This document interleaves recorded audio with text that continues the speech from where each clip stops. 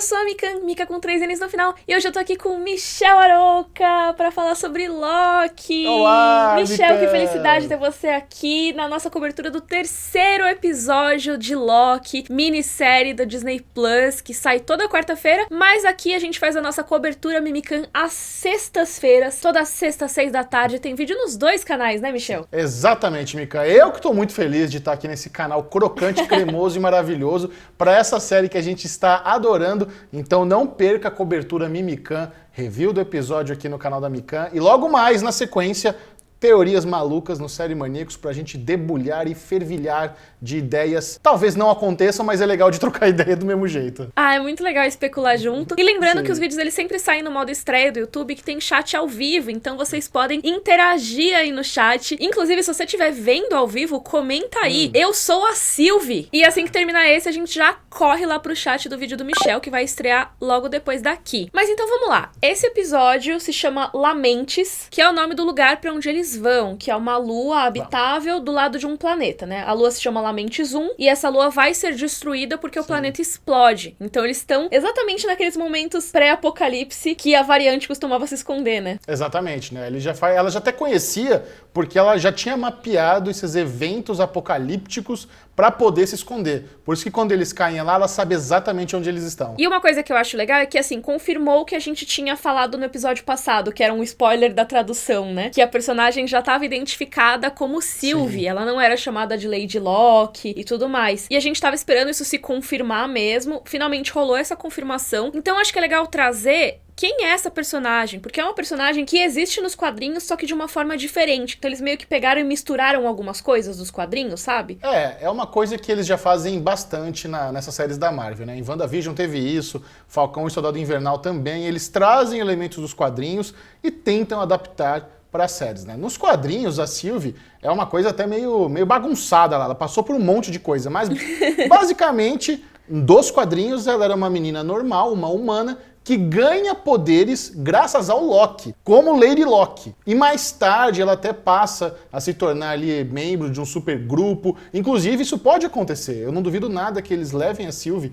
para algum momento aí do MCU, onde ela possa fazer parte do grupo dos jovens heróis que estão sendo... Dos Jovens Vingadores, estão sendo introduzidos. Então temos aqui a possibilidade de estarmos conhecendo uma personagem que não vai ficar aqui contida no universo da série Loki. Eles podem trabalhar elas em futuras produções, até em filmes, né? Então temos que ficar esperto com a Sylvie, porque vamos ouvir falar muito dela ainda. É bastante interessante porque as séries anteriores já estão trabalhando aí em Jovens Vingadores, né? A gente já teve os filhos da Wanda e do Visão em WandaVision. A gente já teve o Eli em Falcão e Soldado Invernal. Vai ter Kamala Khan mais pra frente. Então, assim, pode ser que a Sylvie esteja envolvida com isso no futuro? Pode ser, quem sabe? Vamos ficar de olho, como o Michel falou. E uma coisa que é bem interessante dela nas HQs é que tem um papo... Não, ela recebeu os poderes ou ela foi criada pelo Loki, mas aí ela pega o manto, né? Ela assume a identidade de Encantor, que em inglês é Enchantress, né? Só que essa personagem é uma outra personagem. Sim. Esse nome se refere a uma outra personagem, que é uma vilã do Thor, que na verdade se chama Amora, mas ela usa esse manto de Enchantress. E os poderes dela são parecidos com os da Sylvie. E ela acaba meio que se inspirando na Amora pra fazer várias coisas e tal. Enfim, deu pra ver que é uma personagem que ela é bem diferente do que é mostrado na série, né? Mas ela traz algumas coisas, por exemplo, essa habilidade de encantar é uma coisa que lembra muito mais essa identidade do que os poderes que a gente já tinha visto do Loki, por exemplo. E uma coisa que eu gostei muito, muito, muito foi a primeira cena lá do episódio que mostra ela usando essa habilidade e como que isso se reflete na cabeça de quem tá sendo questionado por ela. Me lembrou muito o Bill Cipher, que é o vilão de Gravity Falls, porque ele entra nos sonhos das pessoas e meio que se passa por outros personagens pra tentar interrogar essas pessoas, pedir informação e tudo mais, como se fosse uma conversa casual. Aconteceu exatamente isso.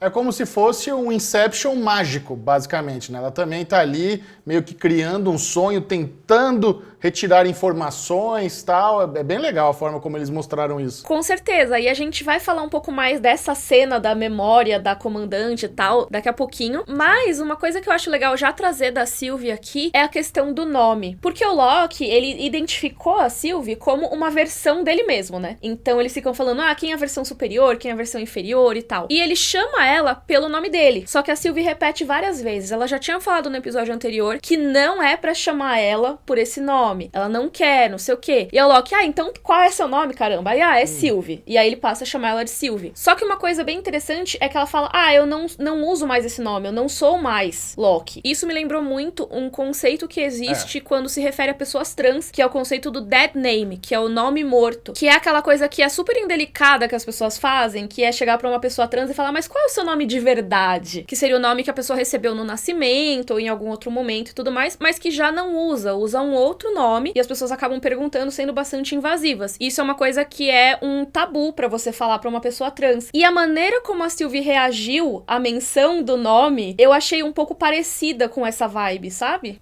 Não, quando você colocou isso no roteiro, eu falei, putz, tem toda a razão, lembra realmente muito, porque existe ali uma barreira, sabe? Ela não quer ser nem lembrada desse nome. E o Loki chamou ela de Loki porque foi assim que o pessoal da TVA falou pra ele que era essa variante que eles estavam procurando. Então, quando ele entende que ela adotou agora um outro nome e ele acata isso, é muito interessante a gente notar que realmente ali começa a criação do elo entre eles.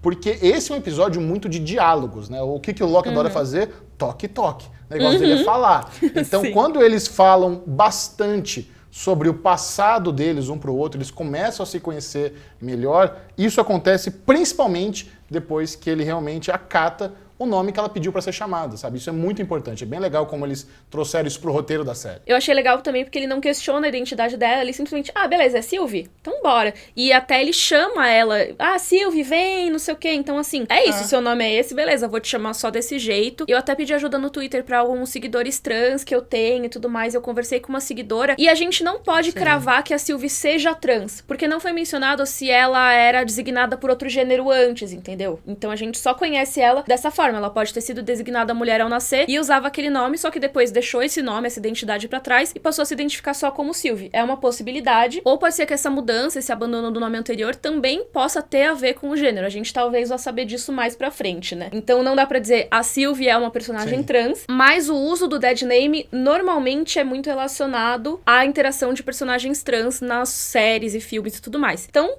pode ser, né? Como você falou também, esse episódio teve muitos diálogos e tal, e apesar da Sylvie não contar muito aí sobre a história dela, a gente aprendeu algumas coisas da personalidade dela, né, Mimi? Não, bastante. Inclusive, eu gostei muito desse episódio e eu sinto que ficou dividido a opinião da galera. Teve muita gente que chamou esse episódio de filler, teve muita gente que gostou, e eu acho que nós estamos no time que gostou, principalmente porque me lembrou muito Doctor Who, sabe? Eu fiquei pensando, imagina se a BBC tivesse dinheiro de Disney pra fazer, seria mais ou menos isso aqui. Que visual maravilhoso. Cara, eu adorei tudo, as cores. Já falar mais sobre isso, mas eu estava assim completamente encantado com a música que eles escolheram, a coreografia de luta que tiver, tudo tão lindo, tão caprichado. Nossa, e isso serviu muito para conhecermos bastante da Sylvie também, sabe? Quando eles começam a conversar ali no trem, quando ela começa a saber mais sobre o nível de magia dela, até sobre o nível de conhecimento, de tecnologia do TVA. Porque uma coisa que eu queria até trazer aqui pra gente conversar, Mikan, é que claramente ela tem muito conhecimento de como funciona a tecnologia do TVA, mas também claramente, pelo menos foi isso que eu entendi, foi a primeira vez que ela pisou no TVA, quando ela invade ali no começo. Porque ela não sabia que mágica não funcionava, ela tenta encantar ali o soldado e não consegue, ela não sabia onde era o elevador dourado, então ela estava tentando coletar informações, mas me parece que já existe alguém informando ela de como funciona a tecnologia, pelo menos, sabe? Eu tô achando que tem algum outro player aqui no tabuleiro de xadrez envolvido com ela, que já conhece muito dos protocolos do TVA, e nós vamos saber ainda sobre se é que existe essa outra peça aqui, viu? Olha, bastante interessante mesmo. Isso de você concluir que ela nunca pisou lá, eu acho muito legal. Realmente, ela tava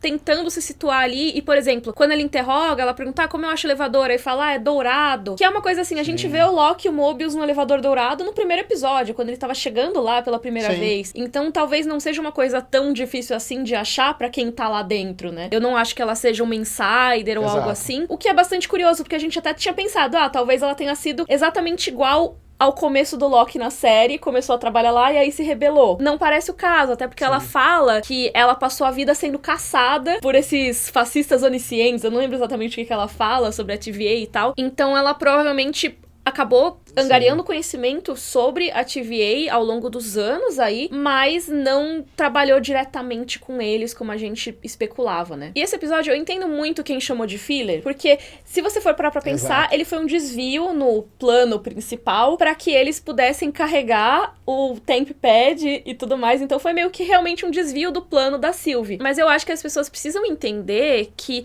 não é porque não aconteceu algo bombástico pra história geral que o episódio é filler. O episódio filler, ele é aquele que não vai acrescentar nada à trama, é aquele que se você tirasse, nada mudaria. E nesse episódio a gente aprendeu demais, tanto sobre a Sylvie, quanto sobre o Loki, quanto sobre a própria TVA, porque tem as coisas que ela fala, tem a revelação que eu acho que é bombástica e vai mudar tudo pra série, que é que todos os funcionários da TVA, pelo menos de acordo com a Sylvie, são variantes. Cara, muito bom. Pois Lógico, não né? é que eles foram criados pra trabalhar lá, né? Sim. Eles já existiam, foram capturados de alguma forma, tiveram suas memórias alteradas e levados a crer que nasceram lá e foram criados pelos Guardiões do Tempo. Isso faz todo sentido e adivinha? Temos teorias sobre isso sim, né? Óbvio que essa informação que foi pra mim a mais fascinante do episódio, a mais importante, nós vamos dar uma destrinchada melhor no vídeo de teoria. Com certeza. Eu só quero ver como que vai ser com o Mobius, como que vai ser com a Ravonna. Assim, Ravonna vilã pra mim, assim, já tá Sim, também muito acho. na cara. Mas vamos seguir aqui, né? Eles entram naquele trem, que é o trem que vai levar só os ricos pra tal da Arca, que seria a nave que vai evacuar aquela lua, né? Que eles vão tirar as pessoas daquela lua. Só que primeiro que todo mundo morre, né? A gente já sabe que vai ter esse apocalipse, todo mundo vai morrer, que a nave nunca decolaria. De qualquer forma, eles querem ir lá pra poder pegar a energia da nave e carregar o negocinho Temp Pad lá pra eles poderem se teleportar de novo e tal. Pareceu muito uma quest de videogame, sabe? Que dá um probleminha e você tem que resolver com outra coisa, aí vai uma missão pra resolver o problema inicial e você nunca chega no ponto principal, né? Não, e mais, né? O fato de ter aparecido esse trem nesse episódio é um pouco irônico, porque no episódio anterior, uma analogia ao Expresso do Amanhã já havia brotado na minha cabeça com a Ravonna, sabe? Como se ela fosse ali mais ou menos a personagem da Jennifer Connelly na série,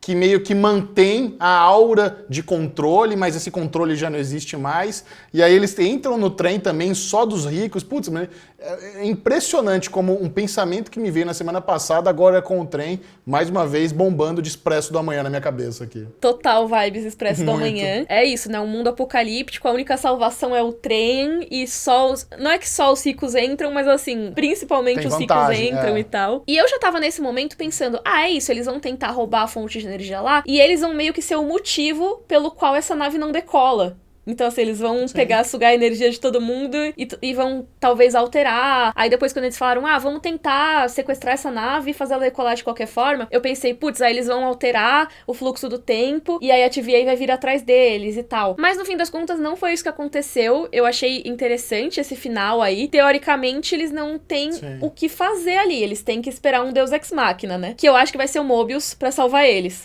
Quando envolve viagem no tempo, 1 segundo pro fim do mundo é eterno. Você pode fazer o que você quiser, faltando 1 segundo para acabar o mundo, porque é como se fosse tempo infinito. Então, realmente, temos que esperar um Deus Ex Machina aí para resolver no próximo episódio. E a aparição do Mobius é que faz muito sentido. Ele chegar à conclusão de que, se eles estavam se escondendo em Apocalipse, deixa eu pesquisar aqui os maiores Apocalipse que já tiveram e encontrar eles lá lamentando em lamentos. E eu queria exaltar toda a parte do demais. trem, que eu achei muito legal. Desde a entrada, que você vê que cada um deles lida de uma forma diferente com os problemas. E no fim, os dois se complementam, porque nenhum dos planos ia dar 100% certo logo de cara, né? A conversa entre eles, eu achei muito legal. Foi uma criação de confiança, mas ao mesmo tempo, os dois tendo a mesma personalidade, sabem que na hora que fecharem o olho, o outro vai trair e tudo mais, né? E o Loki fala das memórias com a mãe dele, né? Que foi um momento bem fofo também. E até uma coisa que eu queria trazer pra vocês, que o Pedrinho, nosso querido editor aqui, mencionou, e eu concordo com ele, eu não sinto uma vibe romântica entre eles, sabe? Eu não acho que a Sylvie e o Loki estão pra ser algum tipo de casal. Eu sinto uma vibe mais de amigos, irmãos. A gente vê que existe um carinho a partir de agora, né? Da disputa e tal, já meio que passou, e agora tenha confiança. E eu queria saber como você viu a dinâmica deles. Se você vê algo amoroso, uma amizade, sabe? Porque é óbvio que isso vai repercutir, sabe? A galera vai falar sobre o laço entre eles. Olha aí, se existe um chip, é um pouco estranho ter um chip, levando em conta que eles são basicamente a mesma pessoa de realidades alternativas, né? Mas eu fiquei pensando se fosse pra acontecer algo assim, o Loki era perfeito, né? Se é pra alguém se pegar, é ele. Eu ia falar exatamente isso, porque quando a gente pensa na metáfora que ele fez do amor ser uma adaga, né? A adaga imaginária ainda por cima, ele fala sobre como o amor, você pode atacar de perto, de longe e tal, você pode se ver nele, então é uma coisa meio Narciso, sabe? Ele se apaixona pelo que é igual. Eu acho que existe essa possibilidade. Eu não gostaria que a série fosse nessa toada, mas assim, no mínimo, não precisa necessariamente ser um relacionamento, mas existe um fascínio entre os dois. Sim. Eu acho que eles vão começar, assim, eles começaram nesse episódio se odiando um pouco, um causando pro outro um negócio meio tsundere dos animes, e conforme foram se conhecendo, dá pra ver que surgiu uma espécie de cumplicidade e admiração, sabe? O que não vai impedir um de tentar apunhalar o outro pelas costas ainda, eu acho. É claro. Não, e você sabe que eu fiquei triste que eles chegaram à conclusão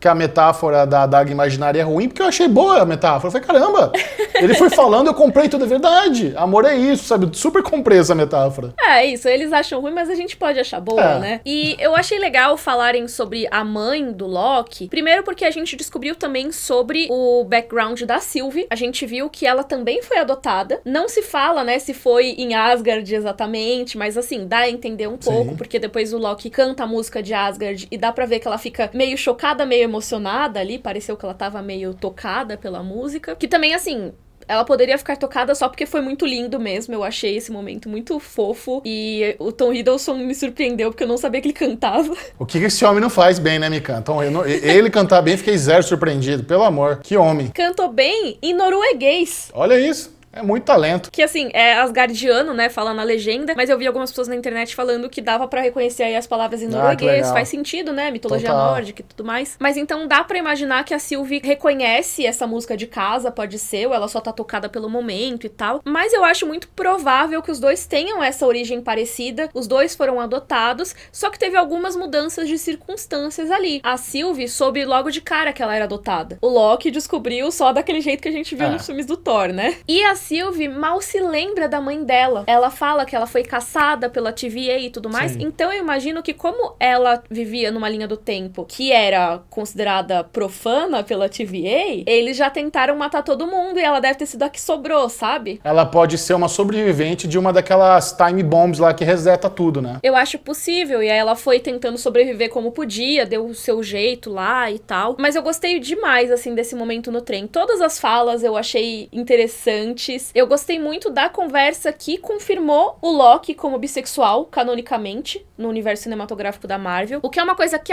parece, e daí, né? Só que, cara, na semana passada, eu acho, teve um baita bafafá por causa de Falcão e o Soldado Invernal, porque perguntaram se podiam shippar o Bucky, o Sam e o Anthony Mackie, deu uma baita fala sobre, mas não pode mais nem dois homens serem amigos sem as pessoas shipparem. Então, toda hora que tem alguma sugestão de que os personagens possam ter o interesse um no outro, e as pessoas falam, nossa, poderia ser interessante e tudo mais, a galera já tesoura logo de cara. Parece que é a linha do tempo que estão tesourando na TVA. Então, apesar de ser uma coisa pequena, eu achei que é um baita passo pro MCU ter um personagem importante, um personagem titular de uma série confirmado como bissexual, né? Não, e a gente vê a importância disso até pra própria diretora do episódio, que é uma das produtoras executivas e roteiristas, ela tweetou contando como é importante para ela finalmente isso ser canônico, né? Então existe sim um valor, a gente não pode ficar desmerecendo e não tem problema nenhum. Loki gosta de príncipes e princesas. É nóis, sossegadaço. Sim, a maneira como foi falado foi super natural. Eles estavam falando ali sobre a vida pessoal deles. Então, falou da mãe, aí falou do romance que ela teve com o carteiro e tudo mais. E aí, Loki, você... Pois é, tipo, um pouquinho dos dois aí. Imagino que você também, afinal eles são parecidos, né? Então, imagino que você também seja bi. Até a cena, né? A Sofia Di Martino, que é a atriz que interpreta a Sylvie, ela postou no Twitter, e a iluminação? Porque na cena a iluminação tava toda meio roxinha, rosinha, que são as cores aí usadas na bandeira bissexual, né? O episódio todo, se você for olhar, a luz do céu, assim, é toda mais roxinha e tudo mais. Então, total, é bisexual lighting que o pessoal fala. Não, na sequência final ali, onde eles estão correndo em direção à nave, tá tudo sendo destruído, os neons, as luzes são todas roxinhas e rosas também. É como se fosse um cyberpunk bissexual ali naquela cidade. Tá bem... As cores são óbvias. E tá lindo. É aquele neon, cara, não poderia estar mais vibrante assim e moderno todo o que eles fizeram aqui na sequência desse episódio. Cyberpunk bissexual, amei. Última coisa que eu queria falar sobre o momento do trem é que quando o Loki tá lá cantando e tal, a gente vê primeiro essa personalidade dele, que ele é um cara que ele é vilão e tudo mais, mas o Loki é bom de lábia. Ele vai defender a diplomacia sempre. Então, ele conquistou as pessoas lá. Ele meio que, ninguém se importa que o mundo vai acabar mesmo e tal, então eu posso ficar com a minha roupa normal, vou beber com a galera. Ele joga a taça no chão e fala, another! Que é uma referência ao que o Thor fez no primeiro filme, que ele pega o caneco lá e joga no chão, maravilhoso. Sim. Mas ó, já que a gente tava falando de luz, de música e tudo mais, esse é o momento de aclamar, que eu acho que é quando tudo chega ao seu ápice ali, que é o momento em que eles vão tentar pegar a nave. O Loki pareceu porque eles estavam muito distantes da nave. Ele, ainda dá tempo, vamos lá! Essa Micano Aeroporto é assim? Sou eu, é assim mesmo. Tipo, vou chegar correndo, assim. E já que a gente tava exaltando aí, né, a luz do episódio, a trilha sonora, as coreografias, eu acho que esse momento do final foi o ápice de tudo isso. E também foi a parte que teve mais vibe de Doctor Who de todas, na minha opinião. E teve uma vibe meio plano sequência nessa parte de ação, né? Com os cortes não aparentes, a câmera dando volta. É um negócio que é bem difícil de fazer e que eu acho que ficou bem legal, né? Não, combinou muito. Foi muito caprichada essa sequência final, eu gostei pra caramba.